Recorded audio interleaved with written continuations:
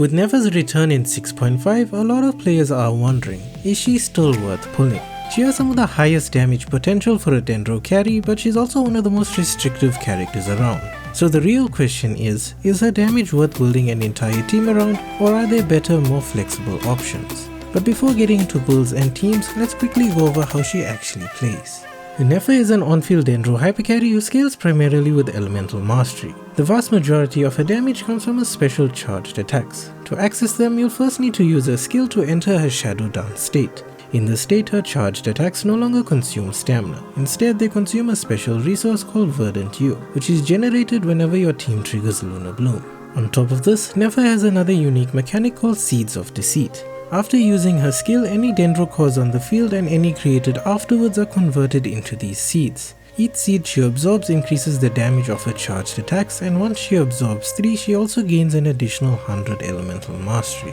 So in practice, her gameplay loop is all about generating cores, converting them into seeds, and then consuming them during her skill window for amplified charged attack damage. However, this is where things get restrictive. Nefer can only convert Dendro cores while in Ascendant Gleam, which requires at least 2 Nordcry characters in your party. Without this, a core part of a kit simply doesn't function properly, and this is why Nefer is heavily locked into Lunar Bloom teams. While she can technically be used elsewhere, her damage drops off significantly without consistent reaction uptime and proper team support. So despite her high ceiling, she's definitely not a plug-and-play DPS. With that gameplay loop in mind, let's talk about talent priority.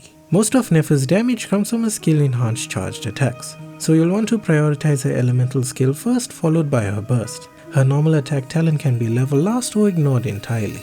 Her signature weapon, Reliquary of Truth, is her best in-slot option. It provides a massive amount of crit damage, crit rate, and elemental mastery, all of which directly scale her damage. If you're looking for a strong free-to-play option, Black Meadow Lantern is your best choice. It provides elemental mastery along with a Lunar Bloom damage bonus, making it a very solid and accessible option.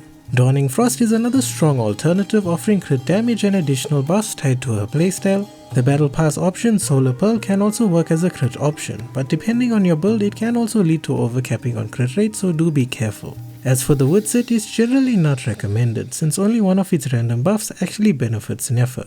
Her best set is 4-piece Night of the Skies Unveiling. When Ascendant Gleam is active, the set provides crit rate, elemental mastery, and Lunar Bloom damage bonuses, making it perfectly tailored for her kit. If you don't have a good set yet, 4-piece Gilded Dreams is a strong alternative while you farm her signature set. For main stats, you'll want an Elemental Mastery Sands, an Elemental Mastery Goblet, and either a crit or Elemental Mastery Circlet depending on your build. For substats, prioritize her crit stats and then Elemental Mastery. Energy recharge isn't very important for Nefer, so it can be ignored. As a general benchmark, aim for at least 500 Elemental Mastery, around 40 to 50% crit rate, and over 200% crit damage. Nefer performs best in Lunar Bloom teams that can consistently generate Dendro cores and enable her full kit. Her highest ceiling team is Nefer, Llama, Columbina, and Nahida. Llama provides off-field Dendro application and resistant shred, Columbina adds lunar damage buffs while enabling hydro application, and Nahida shares a large amount of elemental mastery across the whole team. For a more accessible option, you can go with Nefer, Aino, Kole, and Kuki Shinobu. Aino helps enable Ascendant Gleam while providing hydro application, Kole assists with triggering reactions, and Kuki Shinobu helps provide healing. Just keep in mind, without the right teammates, Nefer's performance drops significantly.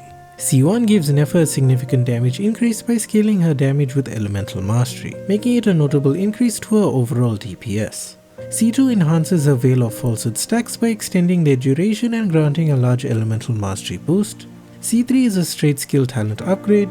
C4 improves her consistency by generating Verdant You faster while also reducing enemy Dendro resistance during her skill state. C5 raises her burst level by 3. And finally, C6 unlocks her strongest damage increase, adding additional AoE Dendro instances that scale with Elemental Mastery. Her most efficient stopping point is C1, although C0 Nefer is fully functional as long as she has the right team support.